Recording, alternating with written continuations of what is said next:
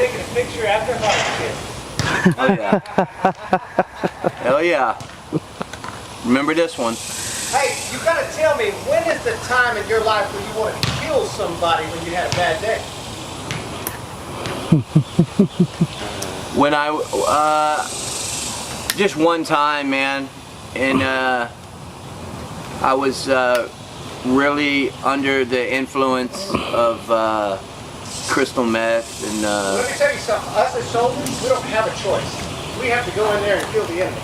Mm-hmm. And we're not full of fucking steroids, drugs, anything. Mm-hmm. We know what they look like, we know what they act like. They'll cause trouble for nothing, and we go in there either fuck them up or get rid of them. So we do it continuously because we're trained to do it. We don't make excuses like Americans about drugs. Yeah. Pretty cool, man. It sounds cool. Makes me feel great. Hell yeah. Thank you for your service.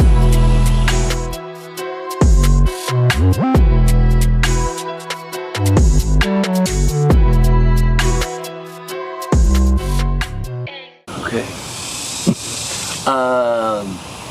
Rosemary. Yes. Is it on? Yeah. Oh.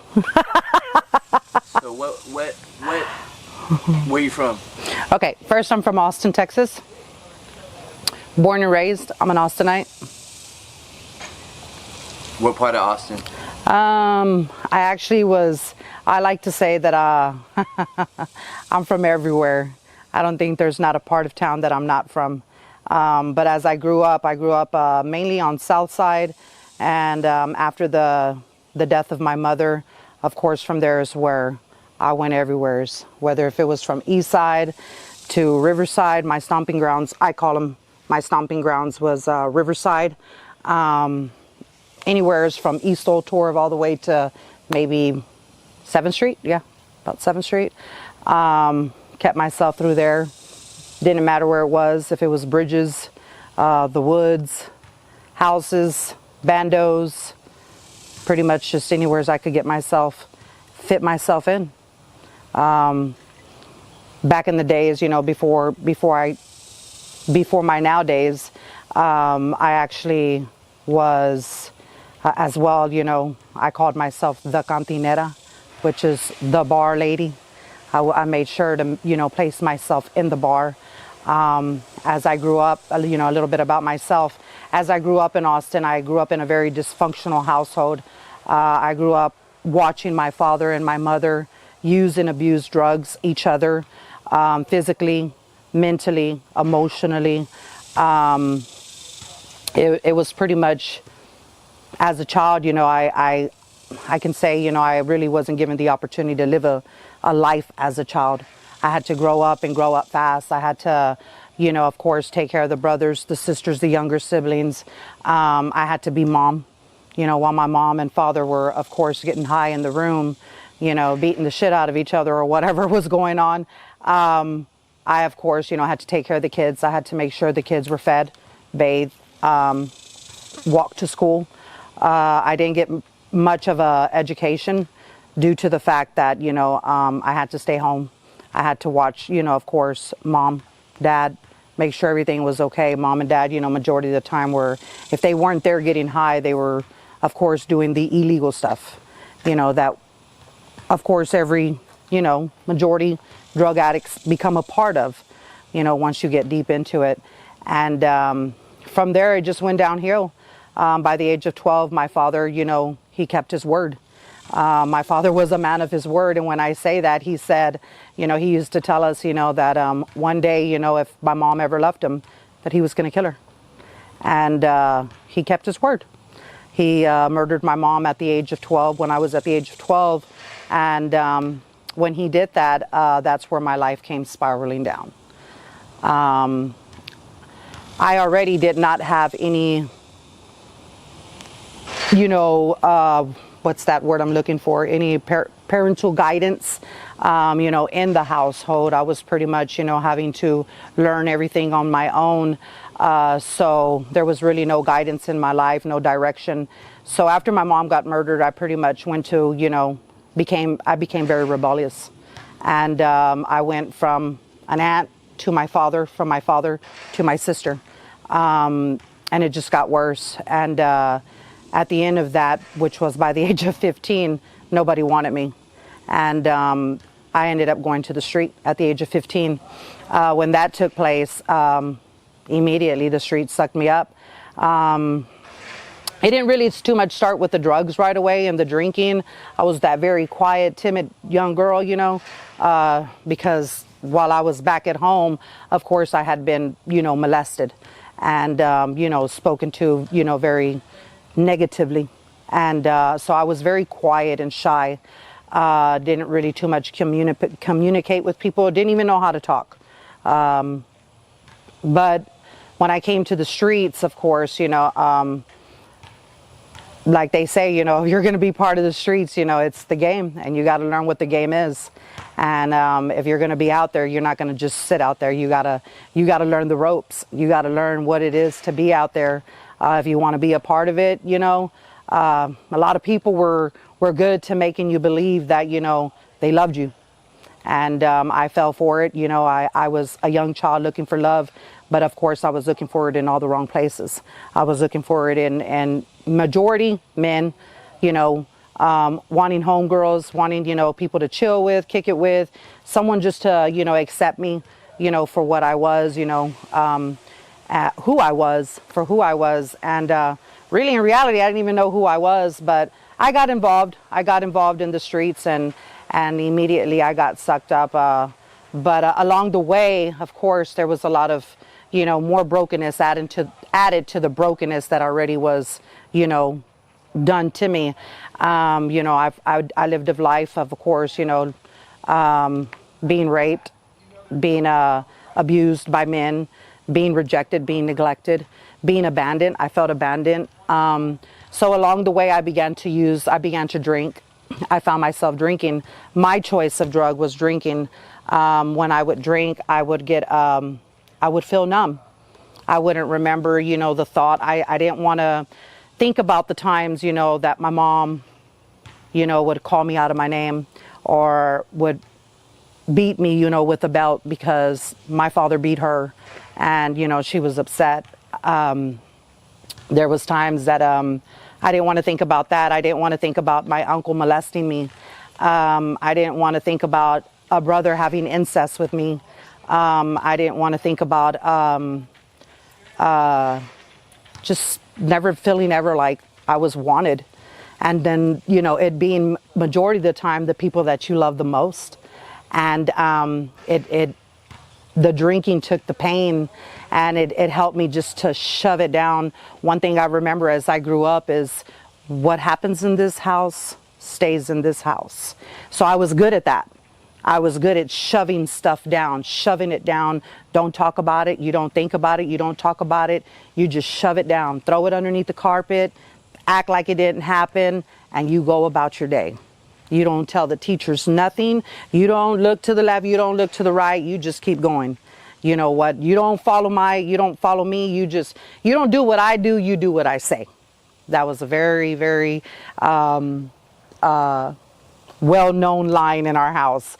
So along the way, that's what I did my whole life. I drank it away. But of course, along with the drinking came the drugs. And so what I did was I went from doing, you know, of course, drinking to crack cocaine, to doing cocaine. And then just little by little, that cocaine led to crack cocaine. The crack cocaine led to methamphetamine. By the time I knew it, I was smoking it. I was injecting it. By the time I knew it, I was injecting heroin with methamphetamine. I didn't care what I was doing. I just knew that I didn't want to feel my pain. I didn't want to feel my pain. I didn't want to talk about what had been done to me. I didn't want to know what it even felt like to feel my pain. I just wanted it to be beyond and just act like it never happened. I wanted to act like it never happened. And so there was, I say a lost little girl living inside of me. There was a lost little girl that was living inside of me that was screaming for help. Along the way, of course, you know, a lot of things happened, you know. I still got broken in pieces. I still got, you know, in bad relationships. I didn't know what a good relationship looked like. I didn't even know I was in bad relationships. I just thought that, hey, this is a man, he loves me, he tells me he loves me, and it's all good. And but little did I know that I was feeding myself a lot of negative, that the negative became normal for me. The drugs, the drinking, the being a prostitute, even being a prostitute, because within due time, of course, I was never taught, responsibility. I didn't know that I had to get a job, I didn't know that in order to live life that I had to get a job and to maintain a house. I had kids. Even losing my kids, I was disappointed with myself. I was angry with myself that, what I once had said I would never do was follow my mother's footsteps and not keep my kids. And I did that. And it wasn't due to me not wanting my kids. It was due to me thinking that at that time I was doing the best thing for my kids. But it still snipped me in the butt. And I can honestly say the one thing that I held on to when I was out there in the streets, no matter how many beatings I went through, no matter, if I was almost left for dead, pistols held to my head, I was going to continue fighting, for my life, because I knew that there had to be another way. I just didn't know how. Did you experience a pistol being held to your head? Oh, yeah. Oh, yeah. Can you just talk about one of those situations? Yeah. I remember one time, actually, the one time that really affected me was the time with my father. When my father would beat my mother, and he would, of course, put her in a place where it was just him and her. But I would hear, and I was the oldest, so I would always go run to save mommy. And I say that because when I would jump in the middle, he would stop. I wasn't his child. I was the stepdaughter. So he would stop. He never, one thing I can honestly say, he never, gave me the spankings. That was my mom's job because I wasn't his child. So he would stop when I would get in the middle. But there was one night that I know that he was pretty on it. And I just remember one night he came home and he was so angry. My mom and him went out. My mom left. She left them where they were at. And I guess they had an argument, and she left them where they were at. He ended up finding a ride. He got home. Me and her, she was just coming to pick me up to get me and my brothers and sisters. We were sitting in the truck and we were about to reverse when he just drove in on us. And when he drove in, I just remember him coming into the truck and he was gonna put it on her head, but when he did, I jumped in the middle like that to stop him. And when I did, he put it on my head and he said, "You better sit your ass down because I'm tired of you getting in. I'll do to you what I'll do to her." And I was just like, oh my God, this is my father. My real father was never in my life. He was never in my life. So my stepfather was my father figure. He was my father. And no matter how bad of a father he was to me, or even my mother, how bad of a mother she was to me, those were my parents. And I loved them. And with that being said, when he held the gun to me and I was just like, oh my God, that's when my mom, of course, she jumped in. And, those are traumas that affect you. That can affect you to even later on, I can honestly say that even later in life, even, me growing up and dealing with men in such a way caused me to be so hateful and despiteful towards men that I would literally in my own mind imagine myself like literally wanting to do the same thing to the men who hurt me, I felt like they deserved it. Like this is the only way that it can be handled. How did you go about hurting the men? The men, wow. I was what they call and I say it with no shame, I was the gold digger. And I say gold digger because I was the woman like, I'm gonna get you before you get me.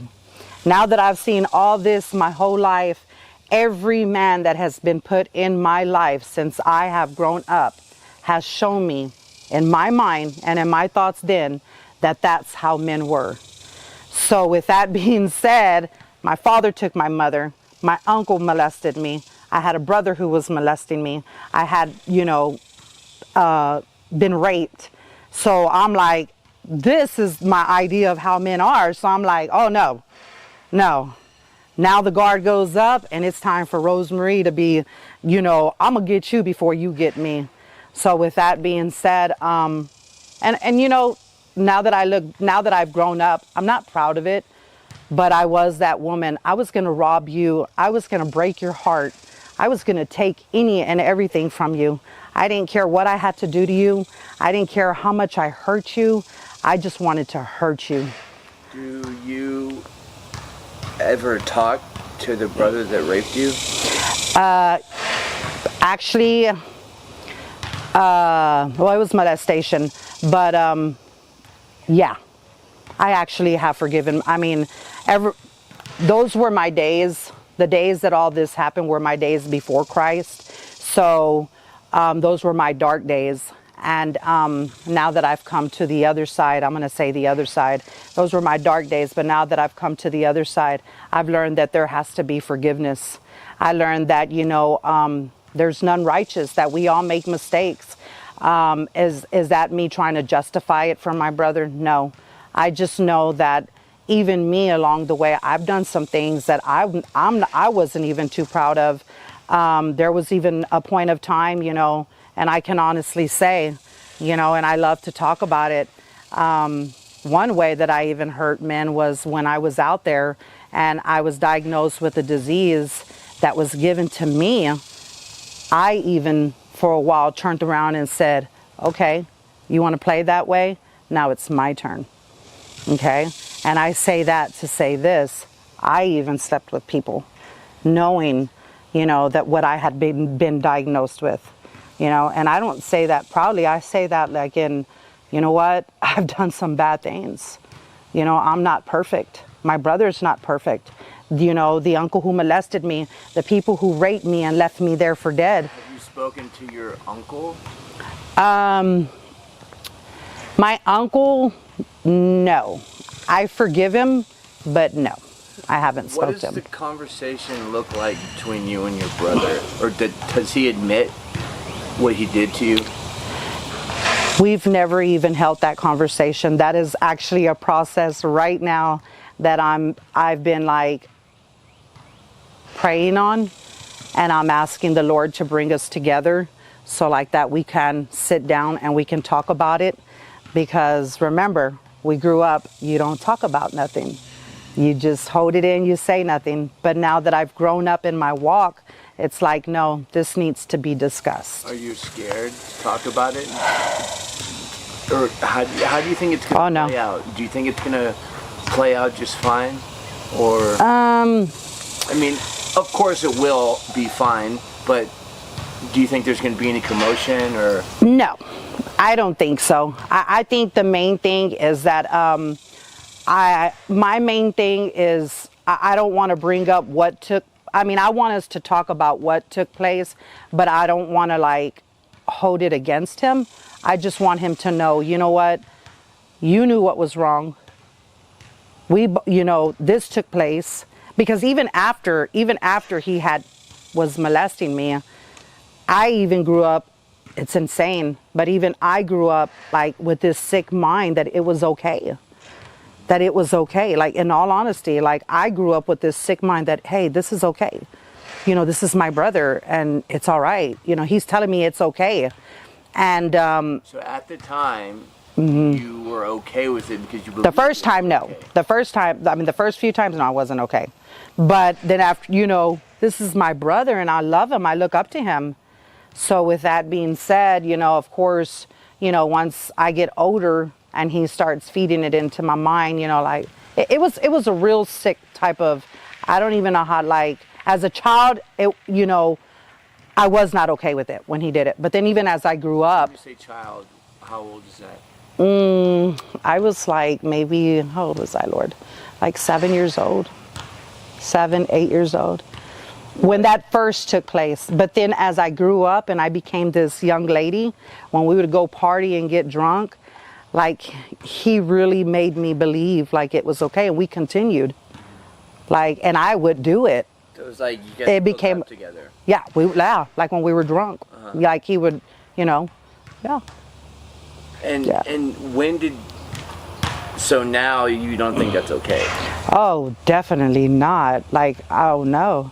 I'm not in a sick state of mind, and I say that because I was in a sick state of mind. I wasn't dealing with the issues that I had going on. When you decided that this is not okay, did he continue to pursue you?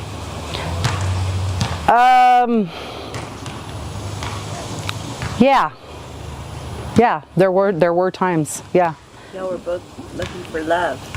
What did that look like when you were like, I'm shutting this down? Like, no, this ain't right, bro. Like, you're my brother. Like, this is not cool. Like texting and you're like... No, it was just more like when we were drunk, when you're drunk and wasted, and you know that someone's trying to like rub on you, and you're like, hey, like, chill out. Would you bail or did you... Yeah, I would bail.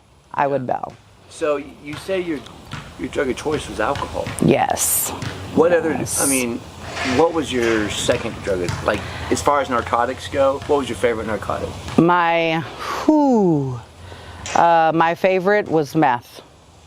That was my favorite. I went from alcohol to cocaine. Didn't like to come down on that. But from cocaine, I went to crack cocaine. Didn't like the chasing part of that. So I went from crack cocaine to methamphetamine, and that was yeah. Did you ever have a habit that was costing you hundreds of dollars a day? Come on, yes. It cost me my whole life. What'd you do for the money? How'd you get the money? How? I did anything. I went from breaking into houses. I went from prostitution, selling dope, if I didn't sell myself, if the girl next to me was stupid enough, I'd sell her. I didn't care who I sold. I didn't care if I had to, literally I sold anything. I didn't care what I had to sell. I didn't care what I had to do. A lot of robbing. By the grace of God, I'm here. By the grace of God, I should not be here. I should be in prison. I should be doing a lot of time. Did you feel like, was there ever a time where you just decided that you're like, I'd rather be dead than... Oh. I don't want to wake up anymore. I'm so done with this shit. Like, I want to be dead or commit suicide or were you ever suicidal? Yes. Oh, yes. I was suicidal when I began all of it. Before I even began doing all the drugs, I was suicidal. Right when my mother passed away, I was already trying to take diet pills to kill myself. Drank a whole bunch of them and had a little whatever moment, and but towards the end of my dark side, what I call my dark road, I did have a suicidal. I was going from one house to another, and I was having one person shoot me up with meth, another person, because I knew, well, growing up, I did go to church, I did go to church with my aunt and my uncle after my mom was murdered. So I knew, at least I was taught, if you take your own life, you go to hell. So I was like, well, I won't take it. Let me go let them do it. So, of course, I had one person shooting me up with meth, going to another house, somebody shooting me up with heroin, going to another house, doing both, and I had a near-death experience. When you decided that you weren't going to commit suicide and that you weren't going to live like that anymore, when you decided to surrender, the day, the minute that happened, What was that like? What did that look like? Whew, that was relief. That was like the best time. That was the best moment of my life. When I got out of the state hospital, I just remember that I called my uncle, the uncle that I went to after my mom got murdered. And I called him and I told him, I said, I don't know what's going on with my life. I don't know if I'm like crazy, but if I don't get off these streets, either I'm going to kill myself, somebody's going to kill me, or I'm going to end up in a state hospital not even knowing who I am. Like I'm here, like then I didn't know it was a spiritual thing. But I knew that if I didn't get help, I was going to be gone. But when I went into that dark place, when I had that moment, I remember that I seen demons. They are real. I seen my mother. And after I seen my mother, I saw the light. I didn't see no man. I'm not sitting here saying I saw God. No, I saw a light. And when I was in that light, I remember hearing, and when I heard it, it was just so peaceful. And when I came out of it, I said, there has to be something else. But forget, where did you say you were when this happened? I was, this is when I had the near-death experience. Where were you? I was in an apartment. And you had just gotten shot? Shot up with, yeah. And when you say near-death, did you feel like your heart was going to explode, or? Oh, there was all kinds of things going on. There was panic, everything.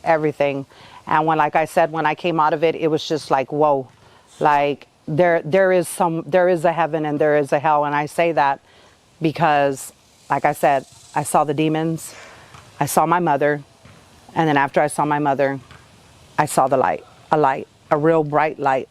And when I saw that real bright light and I felt the peace that was there, I said, there's something different out there. There is something.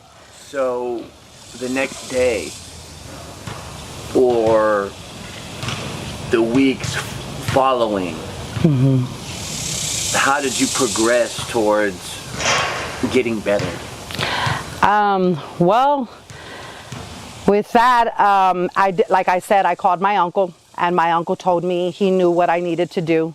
I told him I needed help. I said, I don't know if I need rehab. I don't know what I need. I'm going crazy. Never molested you? No. This is no, not this one. He's actually a Christian man. I called him and I said, Theo, I don't know what to do. I don't know, like something is going on in my life. He said, I know what you need. He said, God is calling you. And I said, okay. I said, well, whatever, just please help me. He said, okay, meet me here. And when I thought I was going to go meet him, I thought he was going to pick me up and take me with him and place me somewhere safe. And he actually met up with me at my other uncle's church. He met up with me there, and that's when he led me to Christ. He told me that I was a sinner and that I needed to repent of my sins, and I needed to invite the Holy Spirit into my heart, and that I needed to turn away from my sins and begin to live a better life without the drugs, without the alcohol, without the abuse, with the Holy Spirit within me transforming me from the inside out.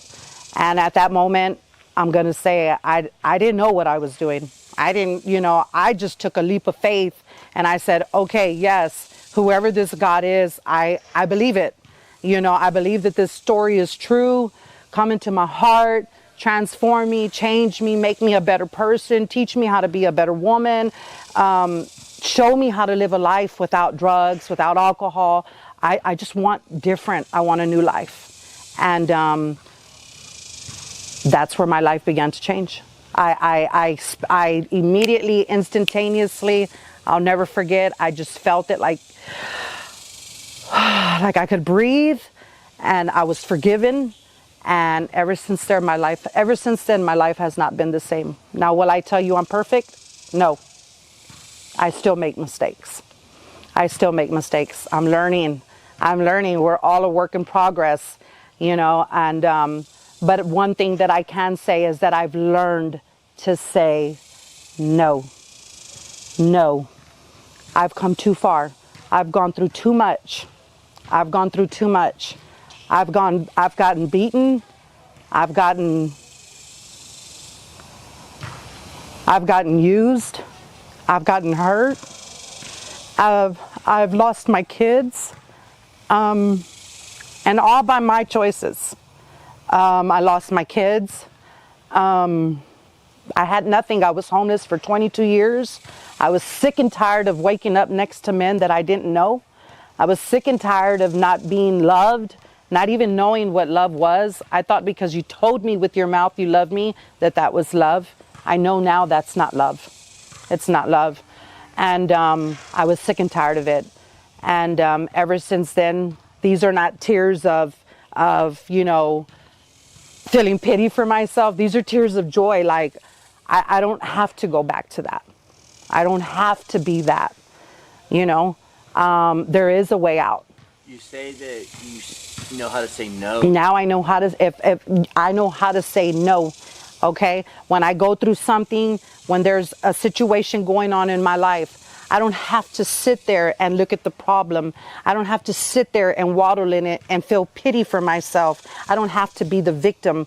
Now I know that I've overcome all this. And if I can overcome prostitution, if I can overcome being homeless, if I can overcome all those beatings, if I can overcome being beaten and almost left for dead, I can overcome anything. I'm strong. Like nobody can tell me, Rosemary, you're not strong. You've been through so much. You watched your mother get beaten. You watched you know that your mother was murdered by your father, and you were hurt. A lot of people hurt you. A lot of people hurt me. Everyone gets hurt, but it's, what are we going to do with that? What am I going to do with that? Am I going to sit there and drink it away? Am I going to sit there and hit some crack? Am I going to sit there and go lay next to the next man who I know damn well don't love me? No, I'm not. I'm going to pick myself up and I'm going to remind myself, if you went through that and you went through that and you went through that and you went through that and you went through that and you went through that and you're still going through this, my life is not perfect. It's not. Shit, I'm going through something today. I'm going through something today, but it doesn't stop. And life doesn't stop. And it's not going to break me. Now I know, okay, I went through everything I went through to make me who I am today. And that is a strong woman that now I don't sleep on my back for money. I don't prostitute. I don't have to rob nobody. I don't have to kick a door down. Now I got bad knees, but I don't have to kick a door down. I got a job. I've been working 7 years. Once I got released from prison, I said, that's it. Enough is enough. No more doing me wrong. I am worthy. I can't, if nobody wants to do it for me, I'm going to do it for me. But that doesn't come just from myself. Me personally, everyone, they do their thing their way. Me personally, that's with my relationship with God. He teaches me. I'm not religion, I'm relationship. When I talk to him, he talks to me back. Rosemary, you can do this. Rosemary, you are strong. Rosemary, you are much more than a conqueror. Rosemary, you are victorious. Rosemary, your story is going to help many people. You're not here for yourself. Now go share your story and tell people you can come out of it. It's okay if you were homeless. It's okay if I was a prostitute. It's okay if I was diagnosed with genital herpes. It's okay because I serve a God who sits high, who looks low, who helps me, healed me even of genital herpes, and I was just out there being bad because that's what I was taught. That's all I knew. It was a norm for me, but the Lord had to tell, he literally told me, like, Rosemary, it's a mindset. Get out of that negative mindset. It's a mindset. You got to tell yourself, I can do this. I will do this. I will. I can. I will. I can. I am. And it's like, I'm not, like I said earlier, I'm not going to sit here and say, you know, it's roses and daisies for me every day. No, there's still some days that domestic violence wants to creep up on me and say, you know what, you ain't nothing. Ain't no man ever going to want you. No, I am something. There's nothing that's created here. Rosemary that isn't today, worth. who is a strong woman, who works, pays her bills, woo-hoo, takes care of business like a grown woman. Like a grown woman. What does Rosemary want for her future? What would Rosemary's future look like? What are your goals and the things that you want in your life to, you know, fulfill you? And what does Rosemary want for her life? Okay, I'm glad you asked me that, because that's a good reminder for myself. What Rosemary wants is, first and foremost, Rosemary wants to overcome everything that Rosemary has overcame. And one of the ways that I want to do that is, of course, writing a book. I want to write a book. I want, with the help of me and him, I want to give answers to women on how to overcome domestic violence.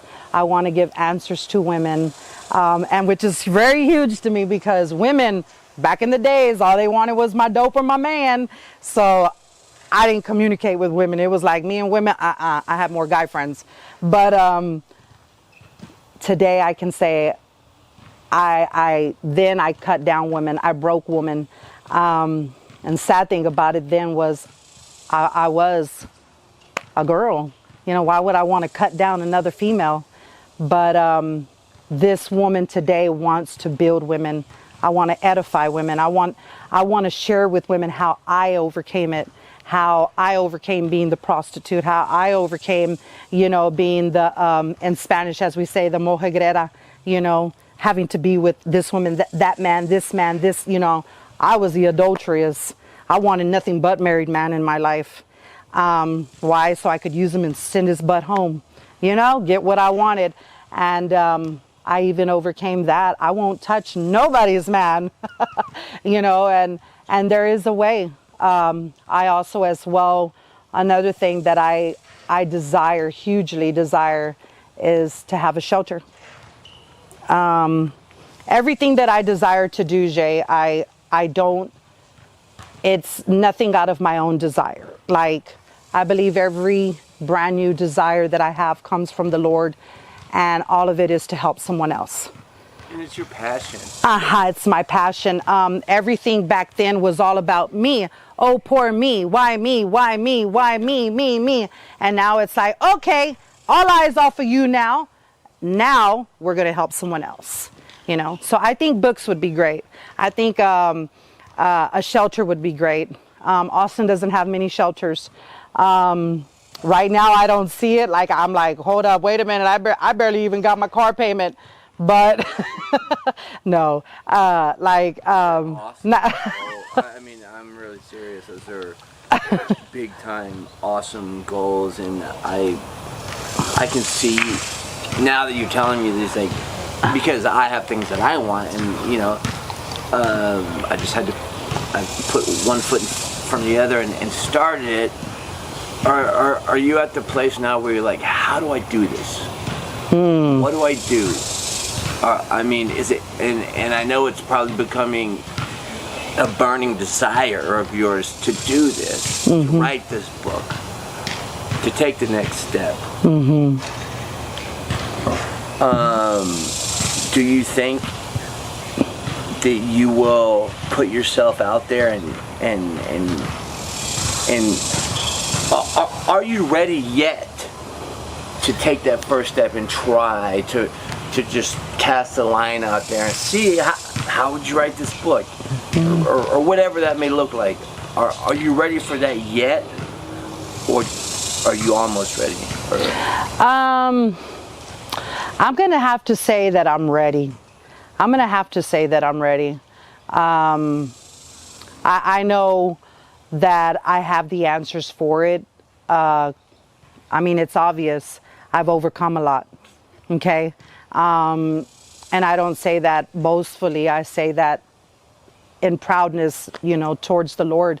Like, I've overcome a lot, and women need to hear it. And, I've taken the initiative of taking the first step. I mean, even just by coming here, just doing this interview. There are times that, of course, that fear wants to step in. Fear has been chasing me as a child.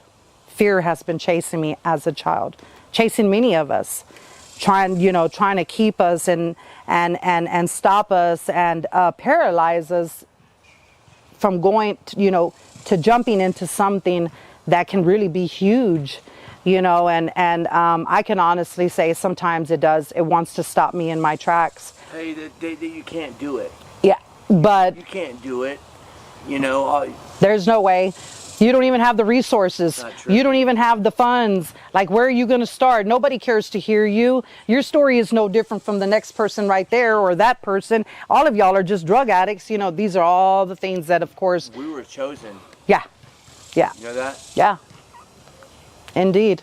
Yeah. Indeed.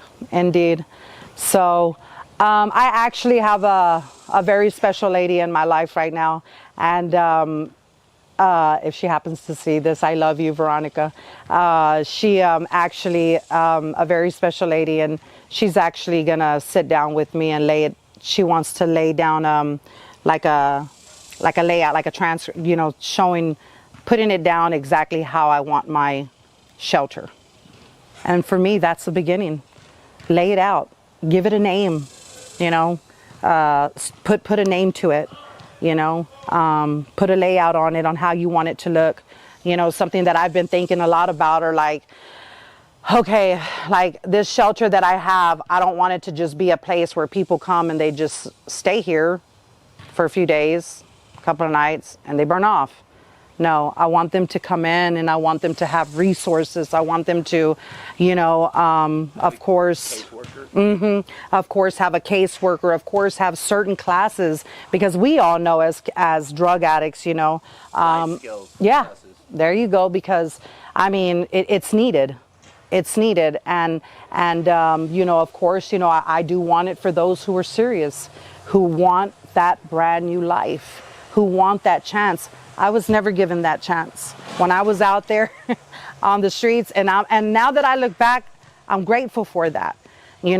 I've slept on tables like this. I slept at the flea market on a plywood board. I slept on concrete, floor. I didn't always have the hotel room or the man that I could go to. They started getting tired of me. Okay, straight up. And I slept at bus stops. But I can honestly say, my people, they shut their doors on me. And I thank God for that, because if they would have never shut that door on me, I would have never known what it was now to appreciate what I have. I've gone from rags to, and it's not a mansion, but it's my apartment. It's a 2-bedroom apartment. I never thought, you know what I'm saying? That I would be able to pay a 2-bedroom apartment. When God put me in there, I was like, whoa, wait a minute. How did I go from this to this? And he's like, I told you I got a plan for you. Just keep seeking me. Just keep fighting. Seek him like you would silver. Yeah. In Proverbs, Yeah. which is my favorite book. And everybody's relationship with him is not the same. You don't have to hold a relationship with God the way that I do. Everybody is different, but one thing that I know that the Lord wants from us is just keep fighting. Keep fighting. Don't give up. Fight, fight, fight, fight. There's an enemy, and he's out to get everybody, not just me. Surrender. That's what I say, like when we're out there doing what, hating ourselves. Surrender. And not just surrender. You know what? Even when I'm going to say this because I love to be transparent, okay? Like I said, I hold a relationship with him, right? But there has been times that I've even gone back to pick up my booze. When my husband and I went through a divorce, I went back to drinking. You know, I went back to maybe a line, you know, I did, you know, straight up. Let's be transparent. Nobody's perfect, you know, but even in that, be open about it. Go to people who you know are going to lift you up. Go to people who you know can encourage you. Go to people who you know will pray for you, who will pray for you. Don't be ashamed of it, because I'm not the only one who has fallen. Plenty of us do, and it's okay. Just pick yourself up. You shake yourself off, and let's do this again. Round 2, you know? Don't let yourself go fully. Don't, you know? And start off small. Don't start off huge, humongous. Start off small, just a little bit. Don't make a big old huge goal for yourself, and then you fail that goal, and then you feel like, oh my gosh, why did I do this to myself? I've done that in working out. I'm like, I'm gonna go lose 50 pounds. No, now I'm like, okay, let's do 5 pounds. When I get short term, don't over exceed yourself to where at the end you're gonna feel like, I'm never gonna get this. Never gonna get this. If you had one, okay, so for the people, I'm gonna say the young women, maybe not all young women, but or even men, the people who are headed down the road that we went down, or maybe their story doesn't look like mine or yours, and they just want to maybe start using narcotics, or just maybe start living that life that we know it will turn into. What would your advice to them be? Don't do it. Don't do it. I'm going to tell you one thing that I always tell my kids, my nieces, my nephews. The game is called the game for a reason. It's a game. It's no good. It's trash. Get involved. It's going to suck you up. It's going to pull you in.